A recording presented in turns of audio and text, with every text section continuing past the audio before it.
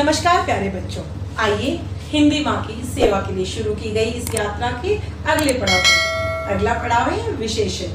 विशेषण, अरे ये तो अपना परिचय खुद ही दे रहा है। जी हाँ, वो शब्द जो किसी की विशेषता बताए। लेकिन किसकी विशेषता? जरा ध्यान दीजिए। संज्ञा या सर्वनाम की विशेषता बताने वाले शब्द भेदों को विशेषण। यहाँ देखिए, काली गाय, गाय कैसी है? काली। योग्य व्यक्ति, व्यक्ति कैसा है? योग्य। दो बच्चे, बच्चे कितने हैं? दो।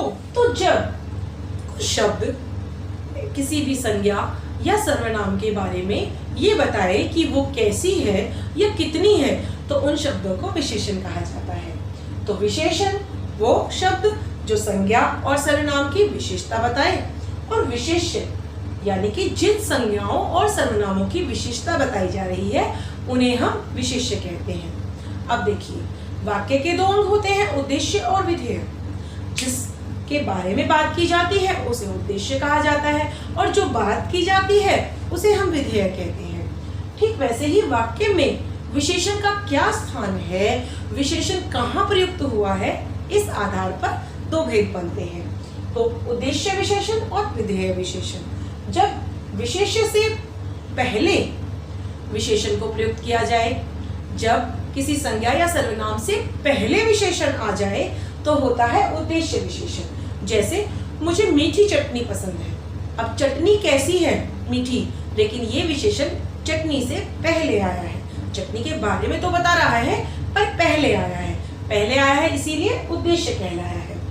आगे देखिए, जब विशेष्य के बाद यानी कि संज्ञा या सर्वनाम के बाद प्रयुक्त किया जाता है तो ये विधेय विशेषण कहलाता है। जैसे राहुल ईमानदार है। राहुल कैसा है ये हमें ईमानदार शब्द से पता चल रहा है, पर ईमानदार शब्द राहुल के बाद आया है। तो एक छोटी सी बात ये समझ लिए कि जो पहले आए वो उद्देश्य कहलाए और जो बाद में आए वो विधेय कहलाए। अब इस आधार पे तो दो भेद बनते हैं, लेकिन एक और आधार है जो सामान्य आधार है। सामान्य तौर पर अगर हम देखें तो विशेषण के चार भाग होते हैं। पहला भेद है गुणवाचक। गुणवाचक यानी कि किसी भी संज्ञा या सर्वनाम की विशेषता बताए, उसके गुणों के बारे में बताए, वो कहलाता है गुणवाचक। गुण क्या सिर्फ अच्छाइयाँ? जी नहीं, सिर्फ अच्छाइयाँ नहीं, बुराइयां भी इसी में आती हैं। कोई भी वस्तु कैसी है, अच्छी है या बुरी है, उसका आकार, रंग, स्पर्श कैसा है, उसकी गंध, दिशा, दशा कैसी है, और उसका काल, स्थान और अवस्था कैसी है, ये सारी चीजें। तो इनको अगर हमें याद करना हो तो कैसे करेंगे? गुण, दोष, आकार और रंग, या फिर हो स्पर्श और गंध, दिशा, दशा या काल, स्थान और अवस्था, ये सब गुणवाचक की पहचान है। अरे गुण और दोष दोनों को हमने इसमें शामिल किया है, तो जरा देखिए उदाहरण। गुण, अब आप जानेंगे किसी के अंदर कौन कौन से गुण हो सकते हैं। सच्चा, ईमानदार, अच्छा। और दोष कौन कौन से होते हैं? जैसे झूठा, बुरा, बेईमान। तो झूठा, दानवीर, शिष्ट, दयालु, क्रूर, गुस्सैल, ये सब क्या है?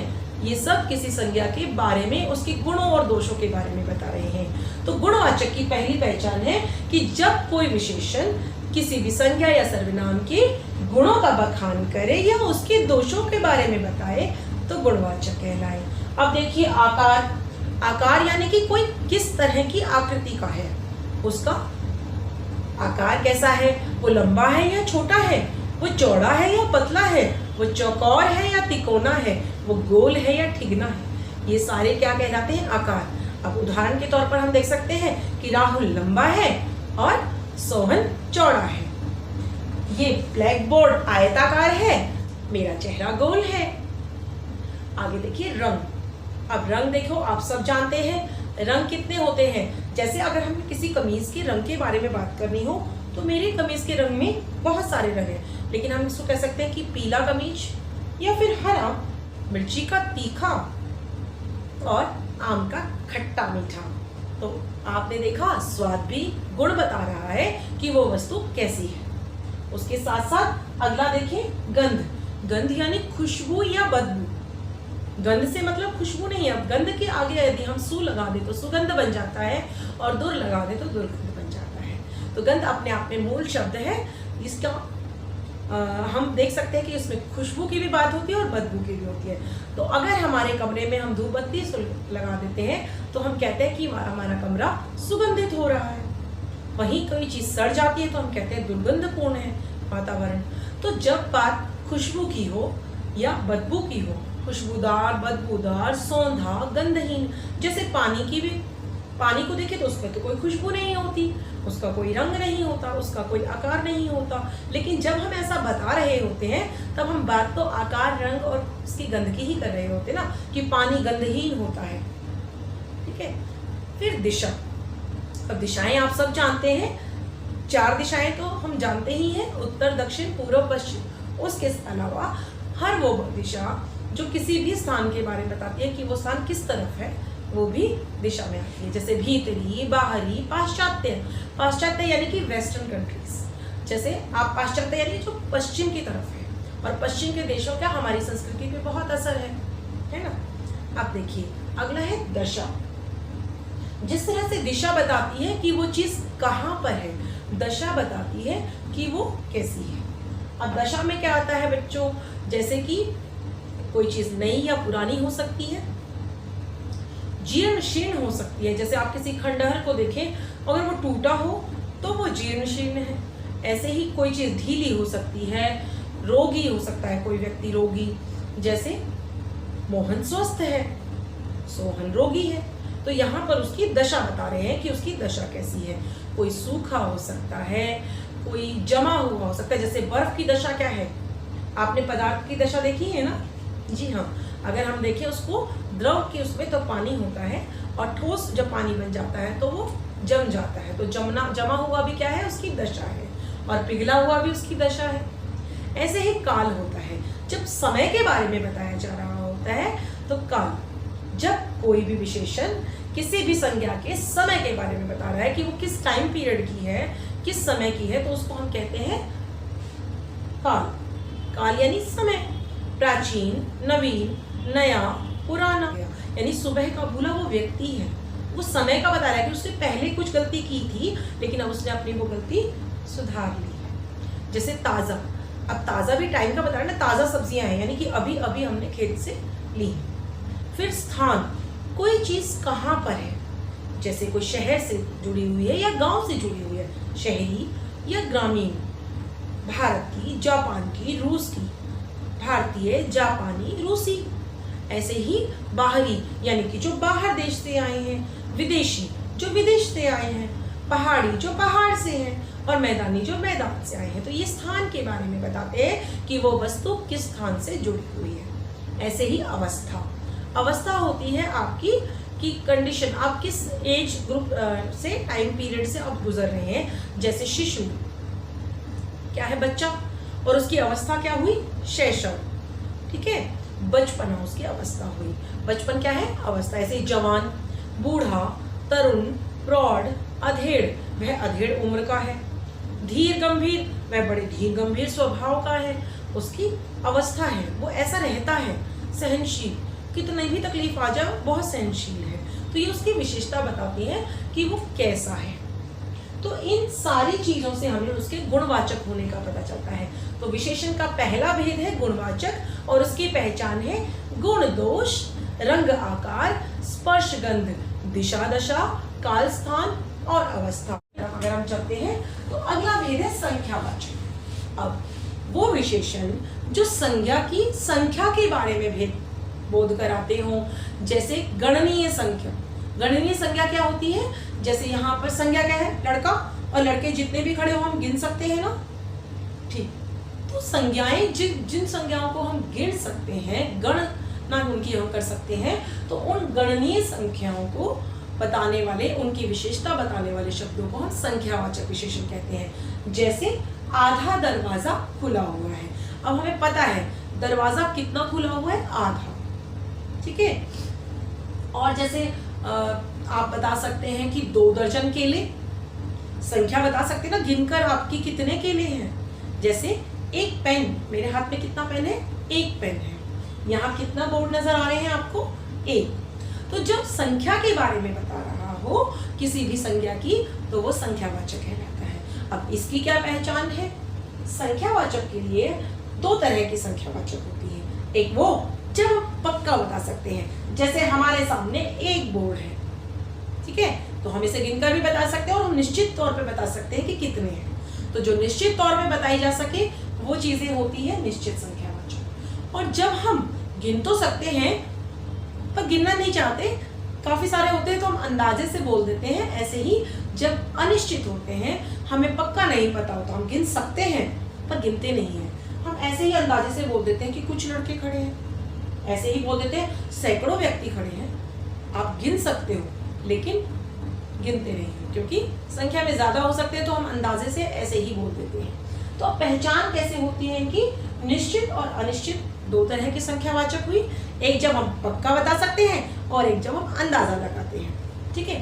तो इसमें हम संख्यावाचक निश्चित का जब पहचान करते हैं, तो एक मैंने जैसे आपको पहले बताया आधा दरवाजा खुला हुआ है। अब आधा अपने आप में पूरा अंक नहीं है, आधा, पौना, डेढ़, इनको हम कहते हैं अपूर्णांक। कि अंक तो है, गिनती तो है, पर पूरी नहीं है। जैसे कि हम कहते हैं 1:30 बजा है, अब 1:30 हुई है, 1 बजा और आधा और बज गया, 2 भी बजे नहीं है, तो 1:30 आया। तो जैसे एक पूरा अंक होता है, आधा वो अपूर्णांक होता है, पूरा अंक नहीं होता। 1:30 या 1/4 जब हमें पक्का पता है कि इतने हैं, लेकिन हम गिनते हैं तो वो पूरे नहीं है अपने आप में। ऐसे ही क्रमवाची यानी जैसे कि पहला, दूसरा, तीसरा, 10वां। जैसे अगर आप कक्षा में बैठे होते हैं डेस्क पे, तो कई बार टीचर बुलाती है आपको कि पहला बच्चा हो, तो वो गिन सकती है ना, और वो निश्चित तौर पर कह सकती है कि पहले बच्चे को बुला रही है, ठीक है। और जैसे हम दूसरा, तीसरा, चौथा, 10वां जब हम गिन सकते हैं क्रम में, तो हम क्या होते हैं पक्की बात करते हैं, निश्चित तौर पर कह सकते हैं। और एक होता है गुणा, जैसे दुगुना, चौगुना, और 2 गुना, 4 गुना, 100 गुना। तो जब गुना की बात आती है तब भी हम निश्चित तौर पर किसी चीज को कह सकते हैं, संख्या हमें निश्चित तौर पर पता होती है। फिर समूहवाचक, दोनों लोग आ जाओ, चारों बच्चे चले जाओ। जब हम निश्चित तौर पर कह रहे हैं लेकिन सबको कलेक्टिवली कह रहे हैं, जब हम सबको समूह के रूप में बुला रहे हैं या समूह के रूप में भेज रहे हैं, तब हम गिन भी सकते हैं, हम पक्की भी बात कर रहे हैं, लेकिन हम सबकी एक साथ कर रहे हैं, ठीक है। करीब सब, कोई 200, सैकड़ों, जैसे हम गिन सकते हैं कि 100 लोग हैं, निश्चित तौर पर गिनना नहीं चाहते तो हम कहते हैं सैकड़ों लोग खड़े हैं, हजारों लोग खड़े हैं, या कोई 201 लोग आए हैं, ठीक है। तो जब हम गिन सकते हैं पर अनिश्चित होते हैं, तब संख्यावाचक तो होता है पर अनिश्चित संख्यावाचक होता है। तो विशेषण का दूसरा भेद संख्यावाचक, और संख्यावाचक के भी 2 भेद, निश्चित और अनिश्चित। निश्चित की पहचान कौन सी?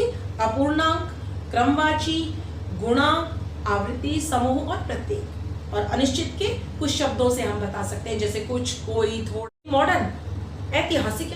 ऐसे ही अनिश्चित में क्या होता है? जब हम कंफर्म नहीं होते, कुछ, कई, थोड़े। तो यहाँ भी वही है कि जब आप निश्चित तौर पे होते, जैसे 4 लीटर दूध या 4 लीटर तेल, जब आप तोल सकते हो, आपको पक्का पता है, तो ये कहलाता है निश्चित परिमाणवाचक। लेकिन जब आपको पक्का नहीं पता, तब अनिश्चित होता है। जैसे ढेर सारा, थोड़ा सा, ठीक ऐसे ही जैसे हमने ढेरों आम देखे। अब आम आप कहोगे मैडम हम तो आम को गिन भी सकते हैं, लेकिन बेटा जी आप याद करिए कि जब आप आम खरीदने जाते हैं तो आप क्या कहते हैं? 5 आम दे दो, 1 किलो आम दे दो, 2 किलो आम दे दो, तोलकर ही तो लेकर आते हो।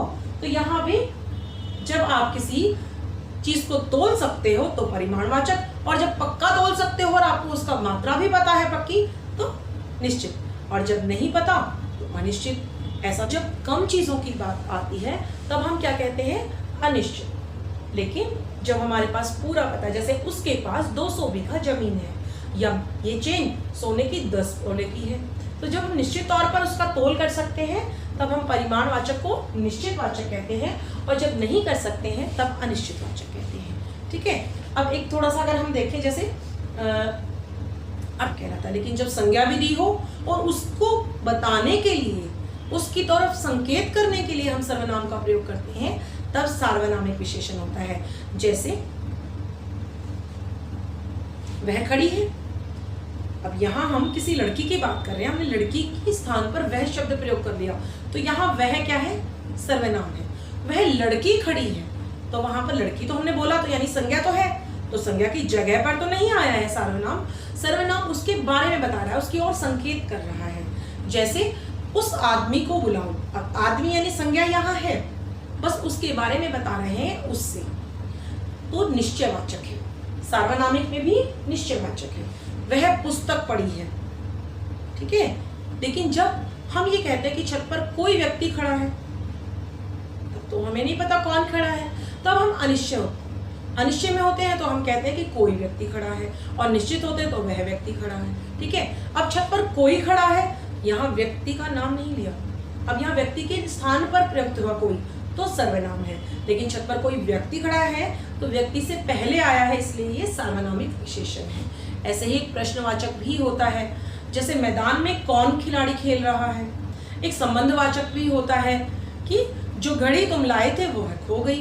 तो यहाँ पर जब सर्वनाम संज्ञा के पूर्व आता है और संज्ञा के बारे में बताता है या संकेत करता है, तो सार्वनामिक विशेषण कहलाता है। आशा करती हूँ आप सबने विशेषण के कॉन्सेप्ट को समझा होगा, और कोशिश कीजिए आपकी जो भी क्वेरीज हो वो आप कमेंट बॉक्स में लिख सकते हैं। और मेरी आपसे एक गुजारिश है कि मेरी इस वीडियो को लाइक कीजिए, शेयर कीजिए और सब्सक्राइब कीजिए, ताकि ज़्यादा से ज़्यादा लोग हिंदी भाषा और व्याकरण से जुड़ सकें। धन्यवाद बच्चों।